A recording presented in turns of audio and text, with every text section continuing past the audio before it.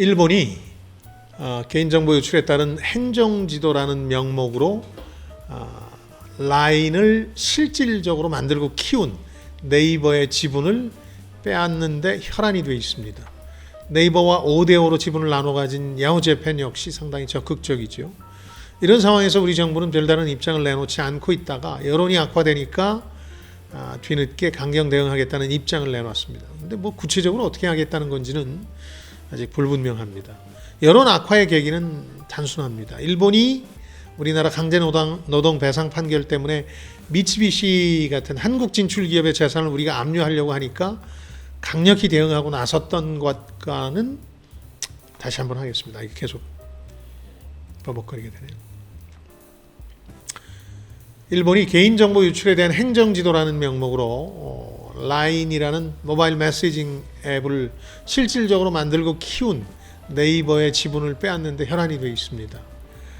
네이버와 5대5로 지분을 나눠 가진 야후재팬 역시 이 문제에 관해서 굉장히 적극적인데요. 이런 상황에서 우리 정부는 별다른 입장을 내놓지 않고 있다가 여론이 악화되니까 강경 대응하겠다는 원론적인 입장만 내놨습니다. 구체적으로 어떻게 하겠다는 것인지는 불분명합니다.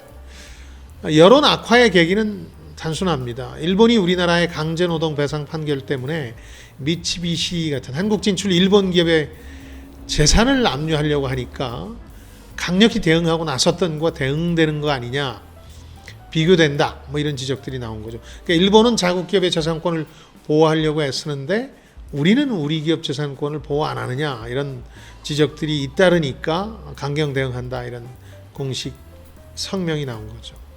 저는 이 일을 계기로 해서 한번 말씀드린 디지털 민족주의, 디지털 내셔널리즘의 발흥에 대해서 좀 얘기를 해볼까 합니다.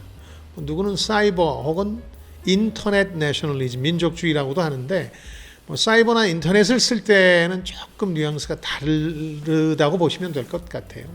사이버나 인터넷 공간에서 민족주의가 막 부상하거나 아니면 우익, 극우 파퓰리즘이 인기를 끄는 걸 보통 사이버 민족주의 혹은 인터넷 민족주의라고 하는데, 쉽게 얘기하면 중국에서 왜 우리한테 툭 하면 네티즌들이 시비를 붙는 걸 우리가 편협한 민족주의라고 하는데 그걸 연상하시면 되겠습니다. 반면에 디지털 민족주의라고 하는 것은 조금 확대된 개념이라고 보시면 되겠습니다. 그러니까 디지털 주권을 지키자, 디지털 분야 각국의 이해를 추구하는 과정에서 빅테크, 기술 대기업의 영향력을 어떻게 규제할 것이냐, 그런 의미가 강하다고 하겠습니다. 각 나라의 디지털 주권을 지키면서 이해를 극대화하는 거죠.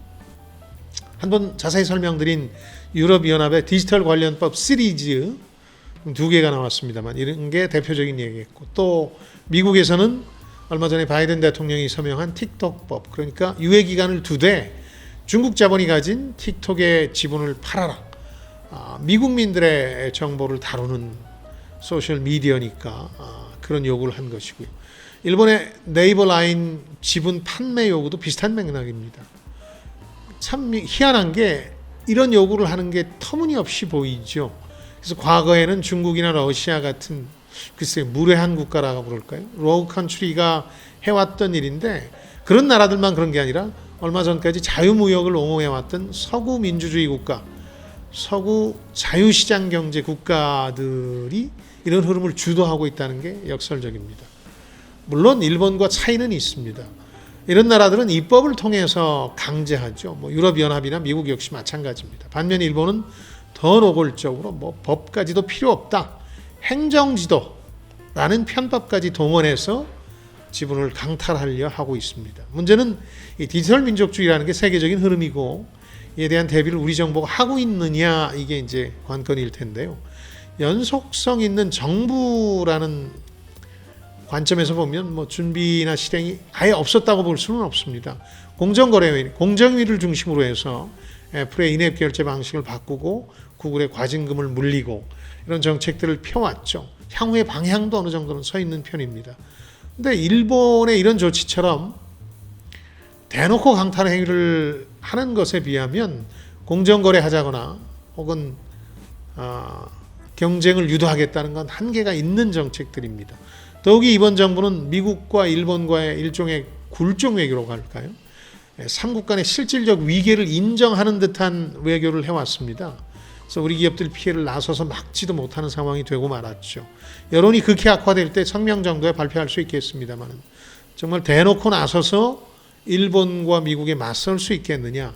그러니까 지난 정부에서 일본의 반도체 소재 수출 규제 조치에 아주 강력하게 대응했던 것과 같이 맞설 수 있느냐. 이건 그럴 수 없다고 보는 사람들이 훨씬 더 많을 겁니다. 남들은 강탈도 마다하지 않는 디지털 민족주의 시대에 우리는 기껏해야 공정 경쟁이나 하자는 정도니까 이래가지고서야 디지털 강국이라고 할 수 있겠습니까? 이 분야에 대한 새로운 비전과 원칙이 필요하지 않을까 합니다. 자, 지금까지 김방희였습니다. 저는 여러분들의 성공을 응원합니다. 자, 좋아요, 댓글, 구독 잊지 마시고요.